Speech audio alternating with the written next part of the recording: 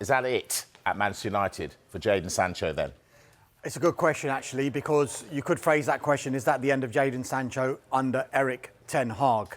That is a possibility, but funny things happen in football. This all comes down to, if we are to, all the information we were getting, sorry seems to be the hardest word here, because that's what Erik ten Hag was waiting for from Jadon Sancho. This all blew up, didn't it, after the Arsenal game, when Erik ten Hag in that news conference said that Jadon Sancho wasn't part of the squad because he wasn't too enamoured by the way he was training, to which Jadon Sancho replied, I think I've been made a scapegoat here, there are other reasons going on. So suddenly there's a split.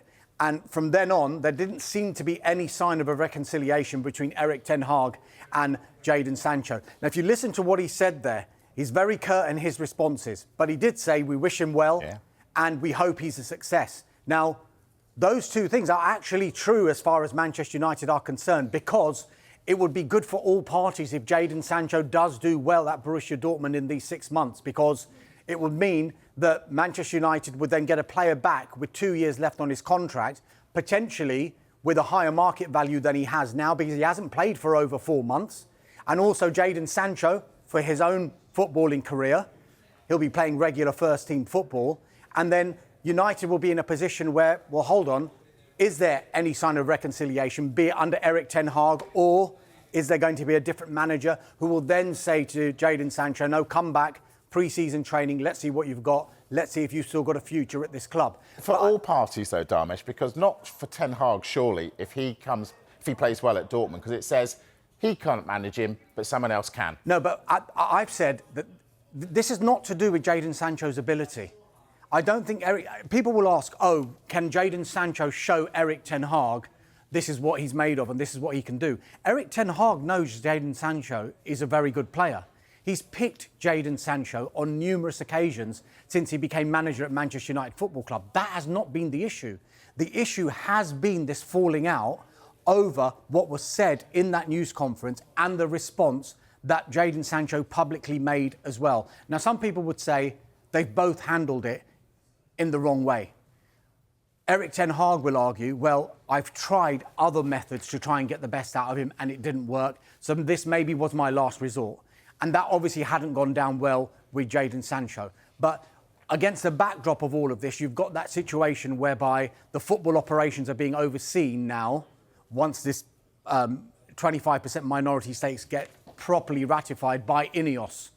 And they will have a big say into what happens, not only with Erik ten Hag, not only with the sporting director, not only with the recruitment, but also the players that are there already, including Jadon Sancho. OK. Michael, are you surprised that ten Hag didn't say more about the departing player? Personally, no, because from press conferences week after week, the managers, head coaches are aware they're going to receive these questions. But the manager will know, and he'll think, I only want to say so much. I've said enough. He's said enough over the last few weeks, and actually, to be fair, months. This happened, a week or two after the summer transfer window. For him now, it's case closed. And for him, as Dharmesh said with Ineos, these are a huge next few months for Erik ten Hag. And for Erik ten Hag, Jadon Sancho, for now, no longer plays for Manchester United. Michael makes a good point there about the timing, and I know I've said this before. Imagine this falling out had happened 1 week before it did.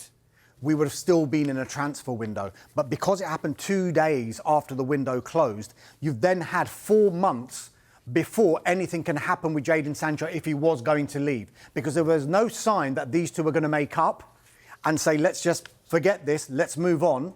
Then it could have been sorted within that 4 months. But the problem they've had is there's been nowhere for Jadon Sancho to go, because there's no transfer window that's open. So what's ended up happening is that every week nearly, Erik ten Hag has had to field questions. And people might say, oh, he's been a bit curt and he's been a bit short with those responses. That's probably a culmination as well, you'd have to say, of being asked the question about Jadon Sancho every week. But one thing that Erik ten Hag will probably be relieved about is he probably won't be getting those questions about Jadon Sancho every week, because he's not a Manchester United player just now, unless you see Jadon Sancho ripping it up. Exactly. And then every week he'll say, well, Jadon Yes. Sancho's doing well, isn't he? But he doesn't want to talk about the players that aren't at the club there. Sure, absolutely.